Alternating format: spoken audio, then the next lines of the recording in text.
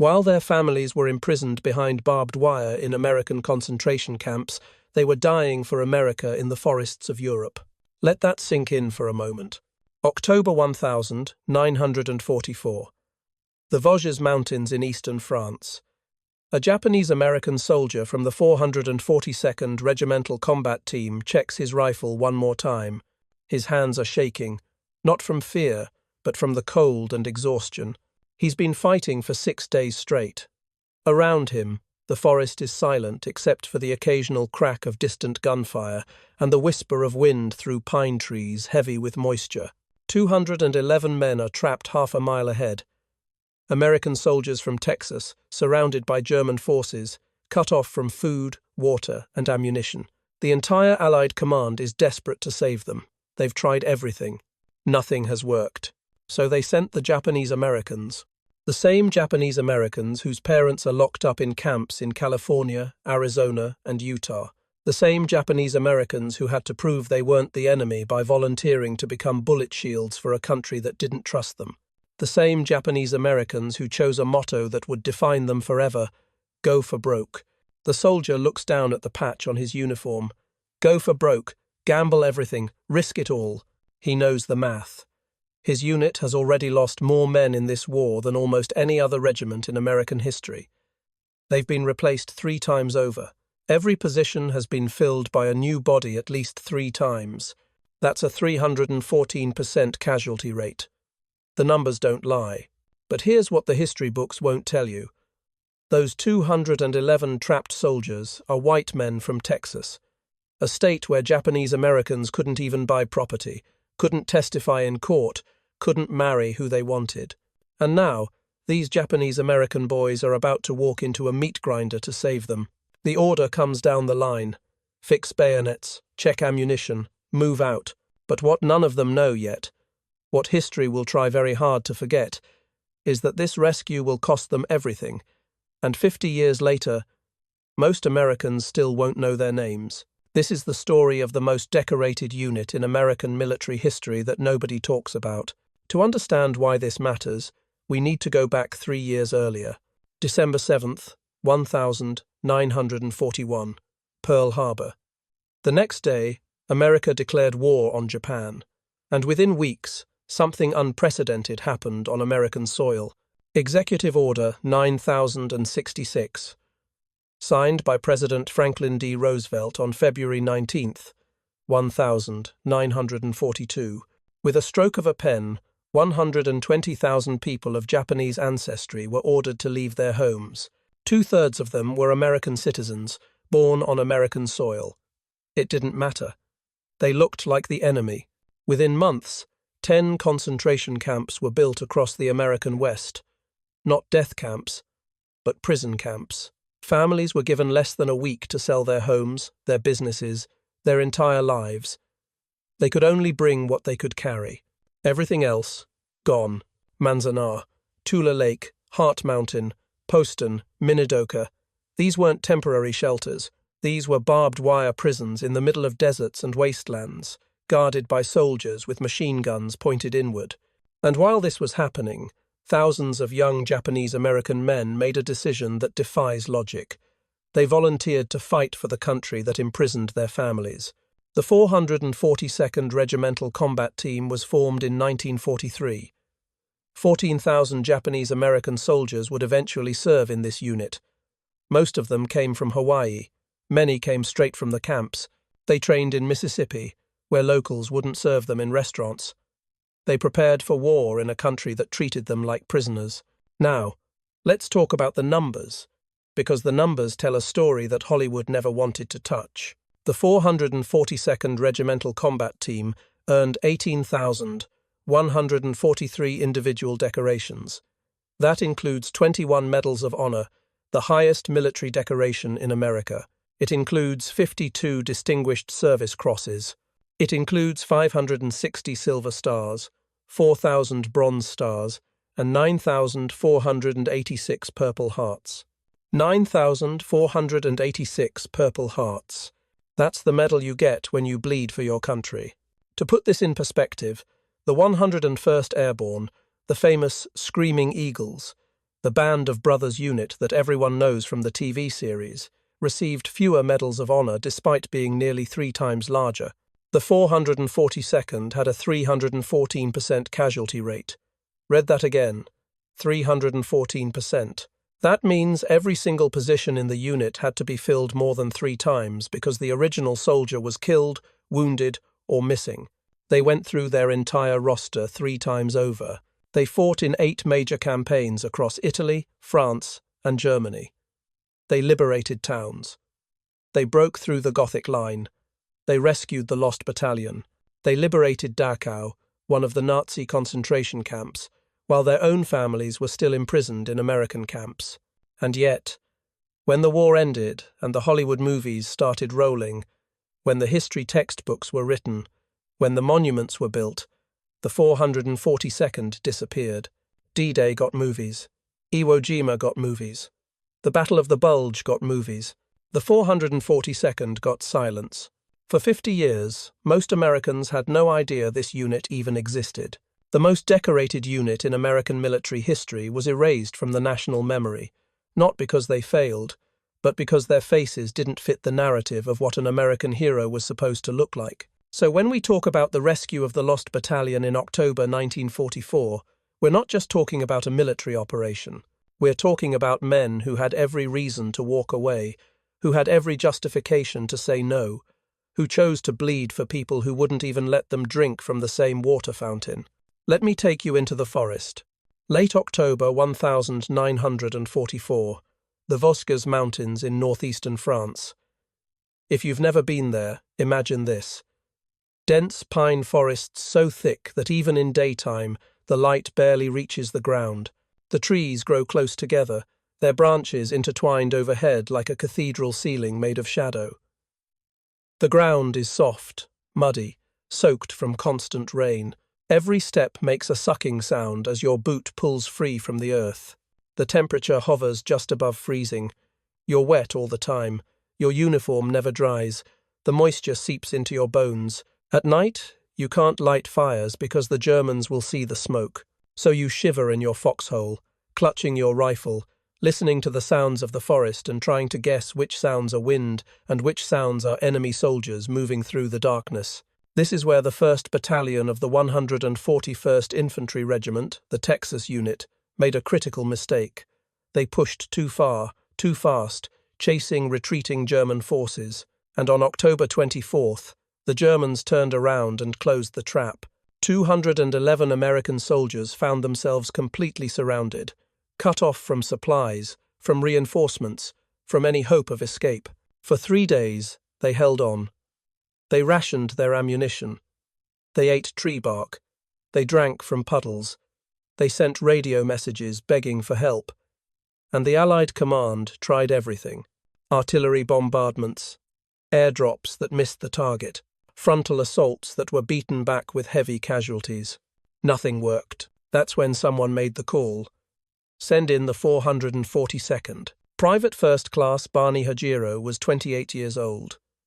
Before the war, he had worked on a sugar plantation in Hawaii.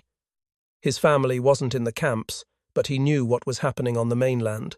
He had joined the 442nd anyway, believing that military service would prove Japanese Americans belonged.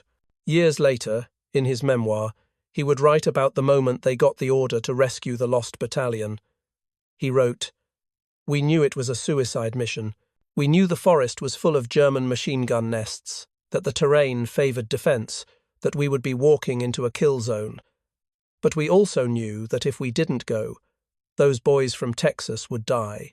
And despite everything, despite the camps, despite the hate, we couldn't let that happen."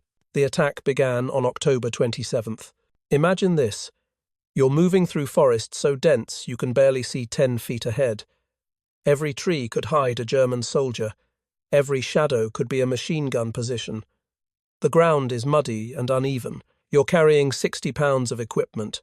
Your rifle is slippery with moisture. Then the shooting starts. Machine gun fire from 3 directions at once. The distinctive rip of German MG-42 seconds, firing at 1,200 rounds per minute. The sound is unlike anything else in war, a tearing, buzzing scream that makes your stomach drop. Bullets chew through tree bark, sending splinters flying.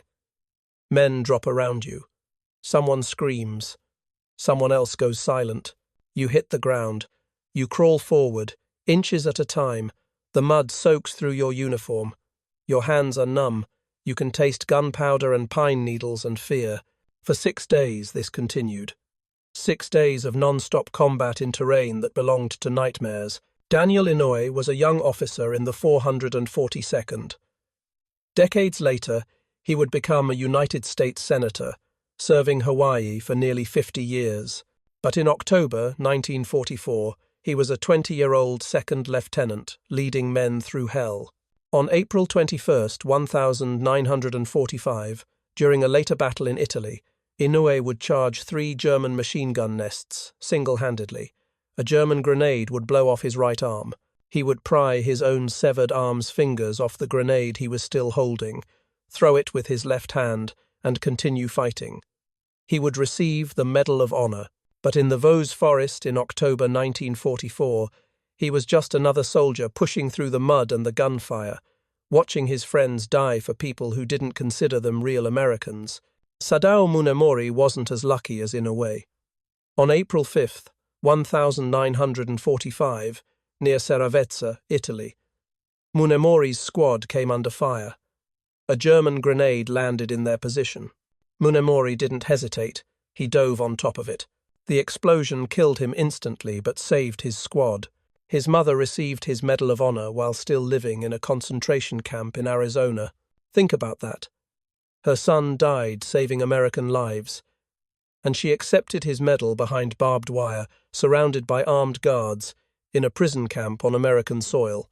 Back in the Vosges, the 442nd pushed forward, meter by meter, body by body. They didn't have artillery support. They didn't have air cover. The forest was too dense. This was close-quarters combat, fought with rifles, grenades, and bayonets. On October 30th, they broke through. The Japanese-American soldiers of the 442nd reached the Texas Battalion's position. The scene that greeted them was devastating.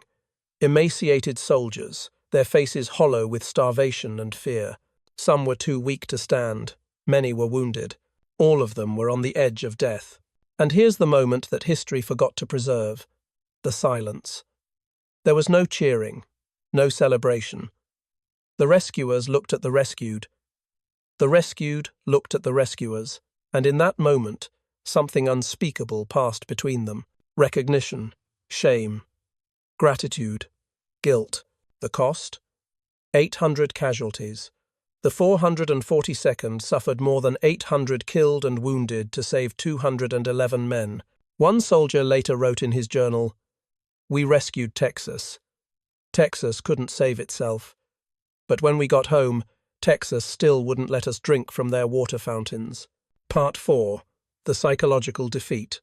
The war in Europe ended on May 8, 1945. Victory in Europe Day, VE Day. Millions celebrated in the streets, ticker tape parades, kisses in Times Square, heroes coming home. The 442nd came home too, but their homecoming was different. The soldiers from Texas, the men of the Lost Battalion, they went back to their towns and were treated like the heroes they were. Parades, newspaper articles, job offers, the GI Bill paying for their college educations, helping them buy homes, start businesses. The Japanese-American soldiers of the 442nd went back to camps. Not all of them. Those from Hawaii had it easier, but the ones from the mainland, the ones whose families had been imprisoned, they came back to find their homes sold, their businesses gone, their property seized. They came back to signs that still read, "No Japs allowed." They came back to neighbors who wouldn't look them in the eye. They came back wearing uniforms covered in medals, carrying wounds that would never fully heal, and they were still called the enemy. Imagine that psychology for a moment. Imagine bleeding for your country, watching your friends die for your country, earning the highest honors your country can give, and then coming home to a country that still doesn't trust you because of your face. One veteran, interviewed in the 1990 seconds, said this: "We proved our loyalty with blood. We proved it over and over. We died at a higher rate than almost any other unit. We earned more medals. We never retreated. We never surrendered. And it still wasn't enough. America still looked at us and saw the enemy. The 442nd didn't talk much about their service after the war. It wasn't like today, where we celebrate veterans constantly. These men came home and went silent. They got jobs. They raised families. They tried to forget. Because remembering hurt too much. Remembering meant confronting the fact that heroism has a color in America. That sacrifice has an acceptable face. That you can do everything right, everything your country asks of you, and still be erased from history because you don't look like the hero in the movie poster. For decades, the 442nd existed in a strange limbo. Officially recognized but publicly invisible. Their records were documented. Their medals were real. But their story wasn't taught in schools. It wasn't made into Hollywood films. It wasn't part of the national narrative of World War II. And the cruelest irony? Many of the men who fought in the 442nd died never knowing if their story would be remembered. They died wondering if their children and grandchildren would ever learn what they sacrificed. They died with the fear that all their pain, all their courage, all their blood spilled in foreign forests would simply disappear into silence. It took 50 years. 50 years before the story of the 442nd began to be told widely. 50 years before their medals of honor were properly upgraded and recognized. 50 years before America began to grapple with the uncomfortable truth that it had imprisoned and forgotten its own heroes. But here's the question that haunts this story. How many of those soldiers died in those 50 years of silence, believing that their sacrifice meant nothing? How many went to their graves thinking that America had forgotten them completely? That's not a casualty of war. That's a casualty of memory, and it's a wound that never heals. Part 5. The philosophical conclusion. Here's what the story of the 442nd Regimental Combat Team teaches us about history, about memory, about who gets to be a hero. Courage doesn't have a color. But apparently, glory does. The men of the 442nd did everything America asked of them and more. They bled more. They died more. They earned more medals. They never broke. They never surrendered. They rescued those who needed rescuing, even when those same people wouldn't share a meal with them back home. And for half a century, America responded with silence. This isn't ancient history. Many of the 442nd veterans lived into the 2000s. Some are still alive today. They spent most of their lives watching World War II movies that never mentioned them, reading history books that skipped their chapters, visiting memorials that forgot their names. The uncomfortable truth is this. We choose who becomes legend. We choose whose sacrifices get remembered, and whose get filed away in archive boxes that nobody opens. We choose which faces fit our national story and which ones complicate the narrative. The 442nd complicates everything.